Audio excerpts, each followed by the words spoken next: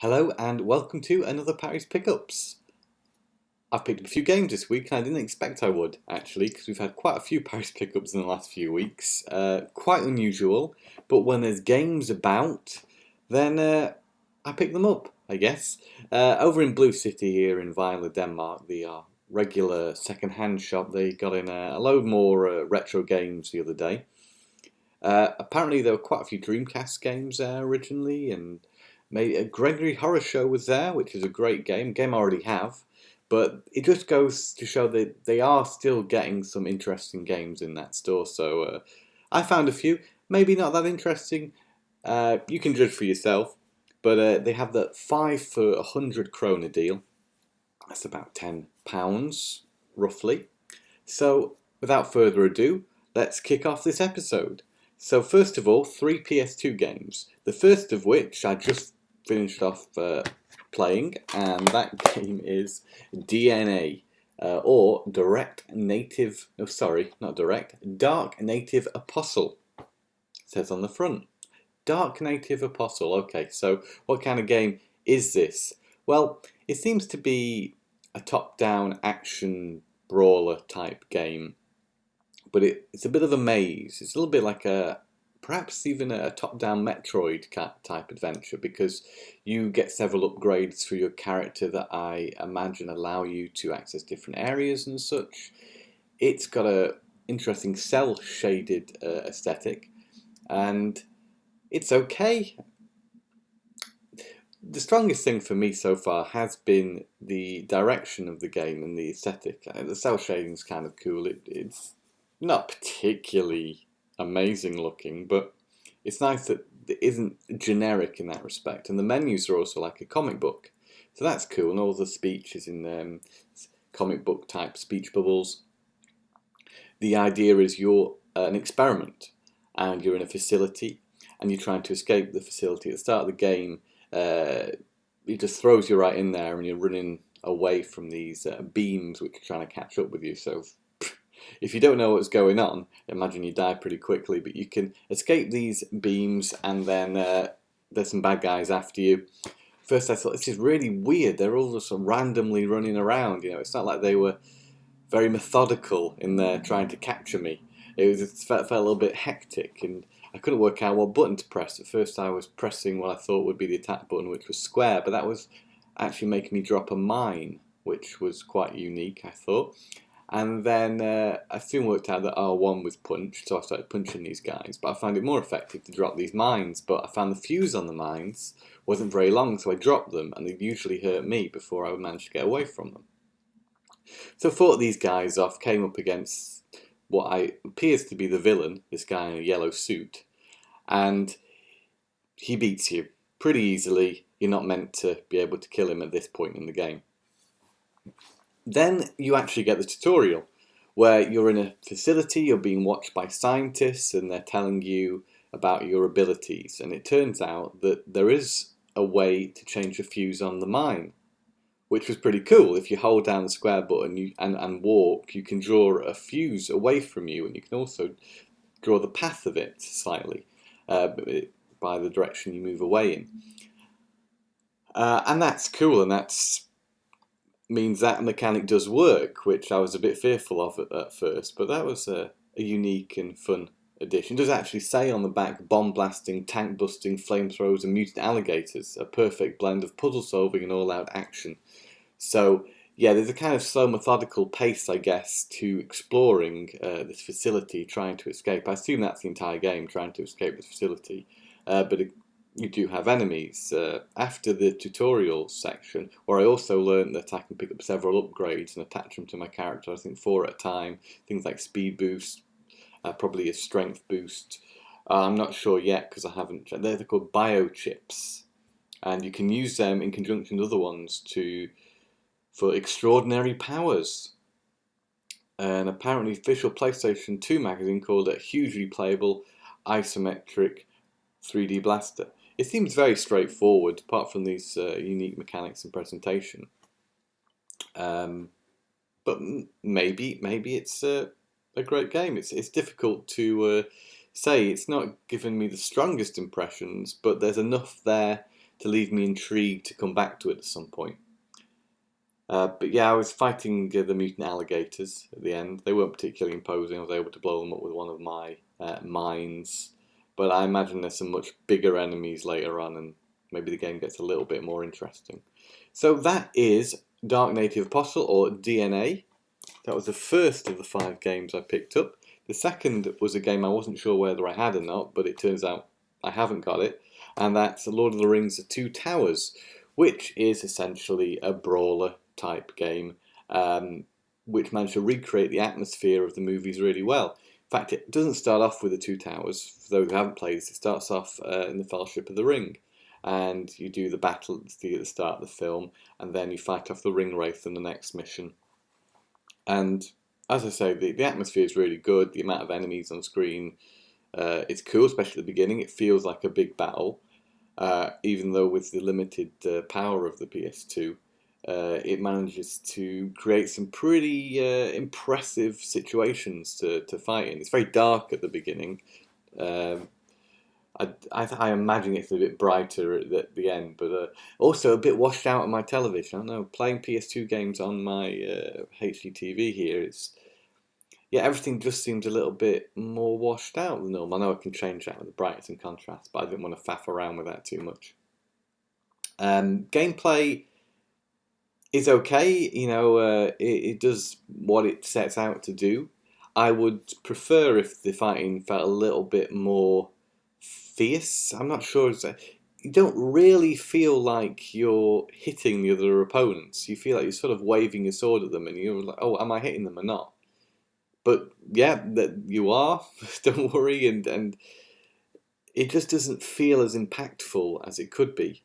In a brawler type game, I really like to feel that impact of a punch or a slash with the sword, and yeah, I do sort of miss that in this game. It's very similar to the sequel, Return of the King, which I do own on the GameCube and have played a bit of. This is, it's very similar. I think they made some improvements in Return of the King, but if you want the full story, then you can pick up The Two Towers. It's got movie clips in as well, which is rather nice. So, and a good quality as well. Then you've got Smackdown, Shut Your Mouth. Been playing a lot of wrestling games lately.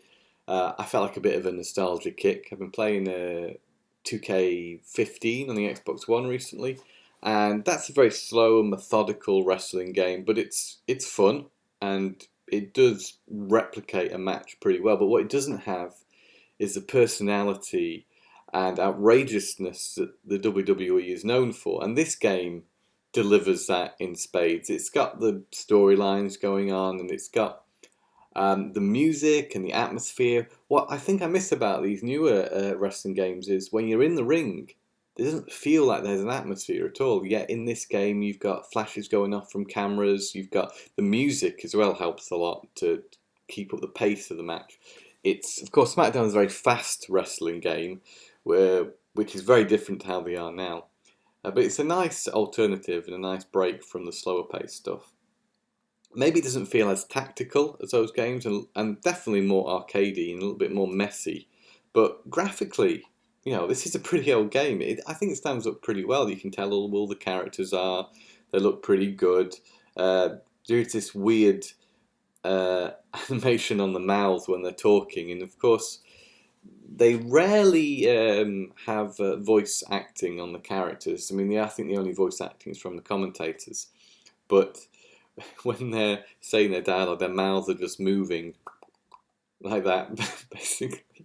And it is not in time, of course, with what they're saying, and it does look a little bit off. But, otherwise they'd just be standing there with closed mouths and looking a bit gormless. So they definitely interject the personality into the characters in this game. And there's a lot of familiar faces on show, of course. I forget when this game was actually released. I'll try 2002. So if you were into wrestling at that time, you'll know a lot of the guys in here. You've got, of course, the big names like The Rock, Stone Cold, Triple H, Brock Lesnar, Hulk Hogan, Kurt Angle, Big Show, Undertaker, Kane, all those ones you expect to see in a wrestling game. You've also got Al Snow's in there, one of my favourites of the time. Edge is in there. Rhino. I could go on listing all the wrestlers in this game, but there is a fair amount of familiar faces from this period of wrestling, and I think it's a fairly solid package. So I already have out this of the Smackdown series. I think the only other one I've got on the PS2 is Here Comes the Pain, which is widely considered to be the best one. And I think it was the next game after this one. And it really did ramp things up a little bit and kind of perfected this type of wrestling game, the Smackdown series. Of course, it would get changed up again in Smackdown versus Raw, which I also have. But it's cool.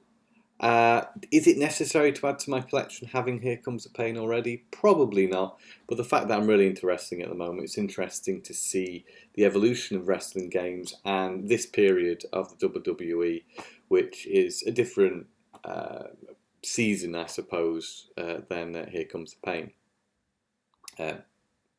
Yeah, pretty good, solid wrestling game. Would recommend.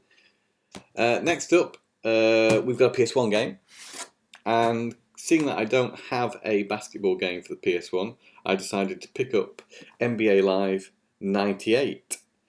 No idea what's the best NBA game to buy on the PS1. I saw this one, added it to my 5 for 100, so I played it this morning, pretty happy with it. I enjoyed playing the game I played of basketball and won, which was nice. I don't know much about basketball, but I was... I can't even remember the team. I was from Utah. I know that much. Can't remember the team name, but I was playing against the Chicago Bulls, and I recognize a few of their names. It boasts realistic graphics, direct passing, which you wouldn't think something to call out on the back of the box. All-star format 3-point competition. New moves. This game apparently introduced ducks, crossover dribbles and spins. Play-to-play commentary. 350 real NBA player faces, cyber molded, in inverted commas, onto motion captured players. Yeah, the motion capture I wouldn't say is particularly noteworthy, as the characters do move a little bit jerky. I imagine that's down to the graphics.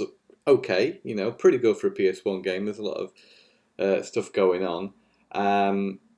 So I guess with the amount of players on screen and as good as the graphics are, that the animation's not going to be particularly smooth in a game like this, especially if you're used to playing more recent basketball games. But it's got all the stuff you'd expect in a basketball game. It's very easy to pick up and play. And rather enjoyable as well. I did have trouble intercepting the ball. You meant to press square to get it off the other players, and I felt that didn't feel very... I managed to do it a couple of times, but I wasn't sure what I was doing wrong there. But otherwise, I actually rather enjoyed it.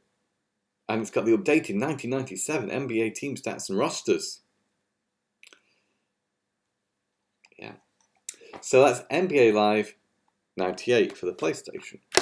And lastly, a Dreamcast game I picked up. And that Dreamcast game is Quake 3 Arena. A game I have fond memories of. Not a particularly rare game, definitely a common game. If you're a Dreamcast owner back in the day, you probably had this game or at least saw it around quite a lot. And it's, from what I remember, it was a rather fun game. My friend Gareth had this. I never did, but I used to enjoy playing it with him. And of course, the draw for this back in the day, that it was online as well. Of course, this isn't, but you can play offline split-screen multiplayer, as far as I remember. And yeah, it's Quake 3 Arena. It's a lot of fun. Also, it uses the Dreamcast mouse and keyboard, should you want to play like you would on a PC, which is a nice option to have. So not often they get these Dreamcast games in Blue City, so out of all the ones they had, this was the one I was most interested in. They also had Blue Stinger, which Matt picked up the day before, which I think is a fairly popular Dreamcast game, but at the time, it was 10 a penny in the shops, and I wasn't sure if it was any good or not, because the amount of pre-owned copies I saw made me think, hang on, perhaps this isn't such a great game. And I don't know if it is or it isn't, but it seems to be popular among Dreamcast fans. So we picked up that one. They also had, I think, Sega Worldwide Soccer, it's called, which I heard is quite a good football game, but I didn't get it already having owned Virtua Striker.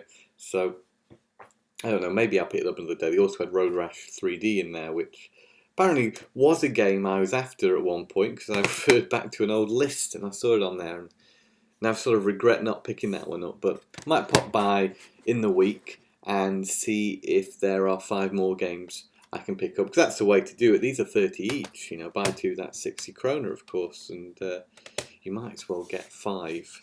So that's basically it for this week's Parry's Pickups. Thanks a lot for checking out the video. Always appreciate the views, and any comments you might have, just drop them below. Let me know what you think of these games. Are any of these games one of your personal favourites? Do you hate any of these games? I know Matt Boyle personally dislikes the Two Towers. I don't think it's that bad. What is your favourite wrestling game is a good question, because there's been so many, and they're all quite different from each other. You know, whenever they change to a new format or shake things up a little. I mean, the N64 games are quite unique and a lot of fun. Then there was the old Acclaim games like Warzone and Attitude. We've got the offshoots like the Raw series on the original Xbox and the Day of Reckoning series on the GameCube as well. So there's lots out there. Let us know which one you particularly like. And that's it for this week. Thanks very much for checking out the video, and I'll catch you again soon. Bye for now.